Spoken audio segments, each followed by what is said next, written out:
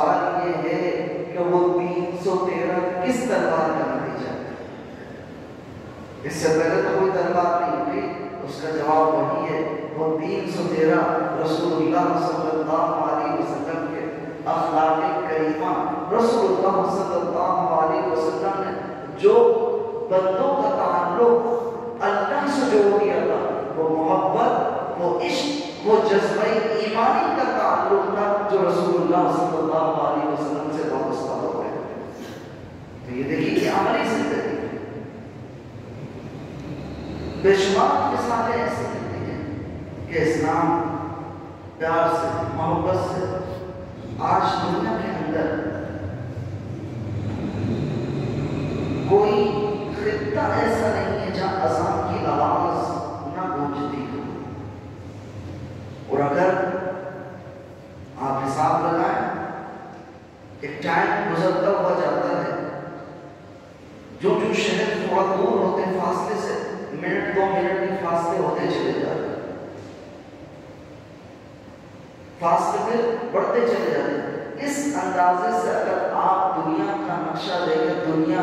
کے اندر دیکھیں، کوئی لمحہ ایسا نہیں ہے دنیا میں جو اذان کی آواز سے خالی ہو۔ ہر وقت کہیں نہ کہیں اذان ہو رہی ہے، ہر وقت کہیں نہ کہیں اذان ہو رہی ہے۔ صحرا ہو، ریگستان ہو، کوہستان ہو، مرغزار ہو، کوئی بھی خطہ ایسا نہیں ہے جہاں اذان کی آواز نہ ہوئی۔ اگر یہ دین اسلام جبر کے نتیجے میں ہوتا، زبردستی کے نتیجے میں ہوتا،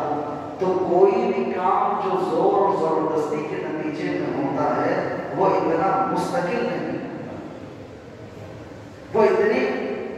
پراپر طریقے سے نہیں ہوتا۔ جو محبت سے کام ہوتا ہے اس کے اندر دباؤ ہوتا ہے، وہ پراپر طریقے سے ہوتا ہے۔ یہ وہ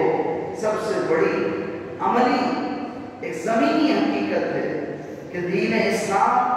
کی یہ چاشنی، یہ کشش، یہ رسول اللہ صلی اللہ علیہ وسلم سے تعلق قائم کرنے کے بعد جو عشق و محبت اور جذبہ ایمانی انسان کے اندر موجزن ہو جاتا ہے اور اس کا تعلق اللہ سے جڑ جاتا ہے، تو بندہ نہ گرمی دیکھتا ہے، نہ سردی دیکھتا ہے، اذان دیتا ہے اور اس کی بارگاہ میں حاضر ہو جاتا ہے۔ اس کی ایک مثال میں اور قریب کرنا ابو علی سینا بہت بڑا فلسفی تھا، بہت بڑا فلسفی تھا۔ سخت سردی کا موسم تھا، اس نے اپنے شاگرد سے کہا کہ جاؤ وضو کے لیے پانی گرم کرو۔ اور شاگرد کہتا ہے سخت سردی ہے، مجھے زکام ہو جائے گا، نزلہ ہو جائے گا، سو سوالات پیدا کرتا۔ اتنے میں کہیں سے اذان فجر کی آواز آنے لگی۔ ابو علی سینا جو کہ فلسفی تھا، اس نے کہا دیکھو یہی فرق ہے نبی کی تعلیم، فلسفی کی تعلیم۔ آج رسول اللہ صلی اللہ علیہ وسلم جو یہ پیغام دے کر گئے، جو یہ میسج دے کر گئے، آپ صلی اللہ علیہ وسلم کی جو تعلیمات تھی عشق و محبت سے ہو کر، آپ تو دنیا سے رخصت ہو گئے، لیکن مؤذن نے نہ سردی دیکھی نہ گرمی دیکھی، بس مجھے ہے حکم اذان لا الہ الا اللہ۔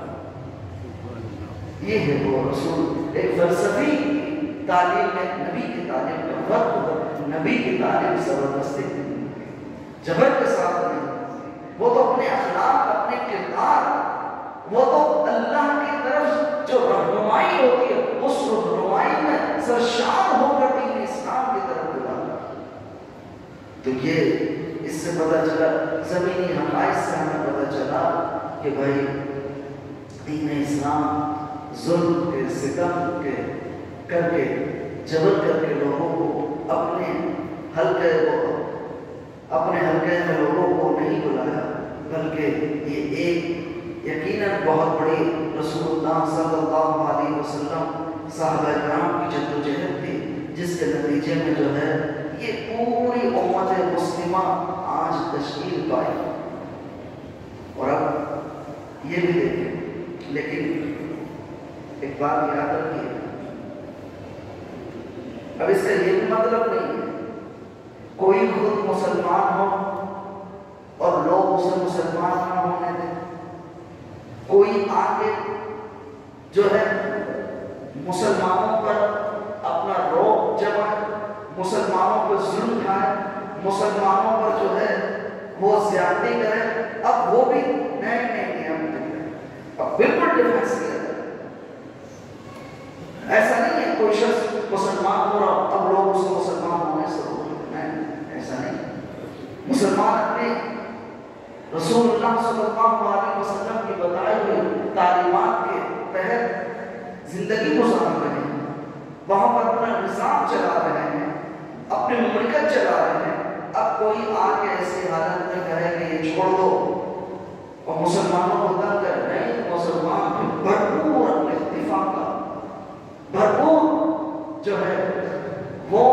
اپنے ڈیفنس کا موقع دیتا ہے، کہا اپنے ڈیفنس نہیں کیا، اب ایسا بھی نہیں، اب یہ نہیں لائے کر آپ کے دن کیوں جینے دو، جیو اور جینے دو کے فلسفے کو بند کرو۔ چنانچہ ہم دیکھتے ہیں کہ جب اس طرح صورتحال ہوئی، مسلمانوں نے جہاد کیا، جنگ کی، کہیں دفاعی جہاد ہوا، کہیں امدادی جہاد ہوا، کہیں غلبہ اسلام کے لیے جہاد ہوا، وہاں پر بھی مسلمانوں کی تاریخ محبت والی رہی، مسلمانوں کی تاریخ اصول والی رہی، اخلاق کے ساتھ رہی، کردار کے ساتھ رہی۔ آپ دیکھیں سب سے پہلے فتح مکہ ہوا، رسول اللہ صلی اللہ علیہ وسلم نے مکہ کو فتح کیا، اور فتح مکہ ہوا، رسول اللہ صلی اللہ علیہ وسلم کو اسی مکے سے نکالا گیا، ہجرت کرنے پر مجبور کیا گیا۔ اس مکے میں آپ صلی اللہ علیہ وسلم کے ساتھ کیا کیا زیادتیاں، ظلم نہیں ہوا۔ آپ صلی اللہ علیہ وسلم کے راستے میں کانٹے بچھائے گئے، آپ صلی اللہ علیہ وسلم پر یہاں تک کہ آخر میں شہید کرنے کی سازش کی گئی، آپ صلی اللہ علیہ وسلم پر ایمان لانے والوں پر اثر حیات تک کیا گیا، سب کچھ کیا، بولا کہ وہاں سے ہجرت کرنے پر مجبور کیا۔ اور آپ صلی اللہ علیہ وسلم کے چچا حضرت حمزہ رضی اللہ تعالیٰ عنہ کا عہد میں کلیجہ کچا چبایا گیا۔ یہ دیکھیں رسول اللہ صلی اللہ علیہ وسلم جب فتح مکہ ہوتا ہے، اب جس جگہ سے کسی کو بھگایا جائے وہاں اس کے شہید کرنے کی سازشیں ہونے لگیں اور ہجرت پر مجبور کیا جائے، اب کوئی بھی فاطمہ شام سے داخل ہوگا، آپ سوچیں وہ کیا کر سکتا ہے؟ ظلم کہ کیا پہاڑ ڈھائے گا، کیا بربریت بپا کرے گا؟ لیکن آپ صلی اللہ علیہ وسلم نے جب فاطمہ شام میں مکے میں داخل ہوئے، گردن مبارک جھکی ہوئی تھی، اور فرمایا لوگوں بتاؤ میں تمہارے ساتھ کیا معاملہ کر سکتا ہوں؟ دیکھیے کہا یا رسول اللہ صلی اللہ علیہ وسلم آپ کریم ابن کریم ہیں، آپ کریم النفس ہیں، آپ اچھوں کی اولاد ہیں، اور آپ سے اچھی کی امید کی جا سکتی ہے۔ آپ صلی اللہ علیہ وسلم نے فرمایا تو میں تم سے وہی کہوں گا جو سیدنا یوسف علیہ السلام نے اپنے بھائیوں سے کہا، لا تسبوا اليوم وانتم طلقاء، آج کے دن تم سے کوئی پکڑ نہیں ہوگی، جاؤ تم سب آزاد ہو۔ کہا جو حرم میں چلا جائے اسے آزادی دے دیں۔ یہاں تک کہ اس وقت تک ابو سفیان رضی اللہ تعالیٰ عنہ ایمان نہیں لائے تھے، آپ صلی اللہ علیہ وسلم نے فرمایا جو ابو سفیان کے گھر چلا جائے اسے پناہ دے دیجیے۔ آپ صلی اللہ علیہ وسلم نے فرمایا جو گھر کے دروازے بند کر لے اسے پناہ دے دیجیے۔ یہ دیکھیے یہ ہے فاتحہ شان۔ آج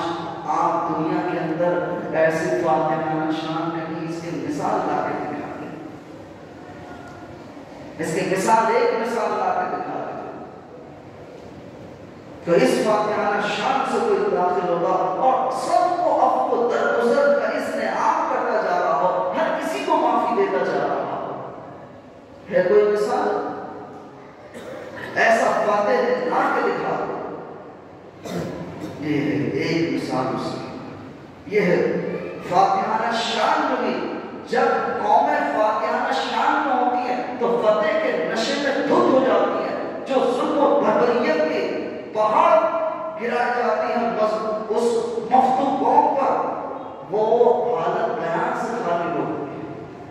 تلواریں چلتی ہے، زیادتیاں ہوتی ہیں، لیکن یہاں بتائیے کوئی بھی زیادتی نہیں، یہاں تک کہ حضرت ہند رضی اللہ تعالیٰ عنہ، حضرت ہند رضی اللہ تعالیٰ عنہ، کیونکہ غزوہ احد میں، بدر میں ان کے بھائی شہید مارے گئے، تو ایک وہاں عصبیت کا خمار چڑھا ہوا تھا۔ حضرت حمزہ رضی اللہ تعالیٰ عنہ کا کلیجہ کچا چبایا،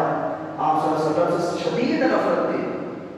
آپ صلی اللہ علیہ وسلم فتح مکہ کے بعد اذن عام دیا، آپ نے معاف کر دیا،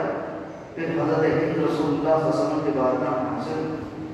یہ ہے دیکھو فاتحہ شان، اور کس انداز میں عرض کرتی ہیں یا رسول اللہ صلی اللہ علیہ وسلم، مجھے دنیا میں سب سے زیادہ نفرت جو تھی وہ آپ سے تھی، لیکن اب میں ایمان لے آیا ہوں، اب دنیا میں آپ سے زیادہ محبوب شخص میرے نزدیک کوئی نہیں ہے، مجھے سب سے زیادہ جو محبت ہے وہ آپ صلی اللہ علیہ وسلم ہے۔ ایسی فاتحہ کا شان دکھائیں۔ اس کے بعد پھر وہ سب چلتی گئی، اس میں بھی صحابہ کرام رضی اللہ تعالیٰ عنہ جو فاتحہ شان کے کرشمے دکھائے، آج دنیا اس کی مثال نہیں بیان کر سکتے۔ پھر بیت المقدس فتح ہوا حضرت عمر فاروق رضی اللہ تعالیٰ عنہ کے زمانے میں، وہ بھی اتنے پرامن طریقے سے، بس مختصر یہ کہ جب انہوں نے کہا کہ آپ اپنا امیر المومنین کو بلاؤ، حضرت عمر بن خطاب رضی اللہ تعالیٰ عنہ سرزمین عرب سے چلتے ہیں، ایک سواری ہوتی ہے اور غلام ہوتا ہے، باری مانگ لیتے ہیں، اتنی دور میں سوار ہوں گا تم وہاں تھامو گے، اور اتنی دور جب تم سوار ہوگے میں وہاں تھاموں گا۔ اتفاق یہ ہے کہ جب بیت المقدس کی جو سرحد تھی اس کے قریب پہنچے، حمص کے، مہر تھامنے کی باری امیر المومنین عمر بن خطاب رضی اللہ تعالیٰ عنہ کی تھی، اور سوار ہونے کی باری جو غلام کی تھی۔ اس نے عرض کی امیر المومنین، آپ امیر المومنین ہیں، ظاہر نصیب میرا کہ آپ اس پہ سوار ہو جائیں۔ حضرت اور دنیا کی اس وقت سپر پاور کے مالک تھے حضرت عمر فاروق رضی اللہ تعالیٰ عنہ، فرمانے باری تمہاری ہے، تم چلو۔ اور جب گئے وہاں کے عیسائیوں کو یہ گمان ہوا جو سوار ہے وہ امیر المومنین ہے، اور جس نے لگام تھامی ہوئی ہے وہ جو ہے غلام ہوگا۔ جب انہوں کو معاملہ کھلا کہ بھائی جو سوار ہے وہ غلام ہے، وہاں تھامے ہوئے امیر المومنین، ان کے پیروں میں زمین نکل گئے۔ انہوں نے پہلی دفعہ اپنی زندگی میں یہ نظارہ دیکھا کہ جو حکمران ہے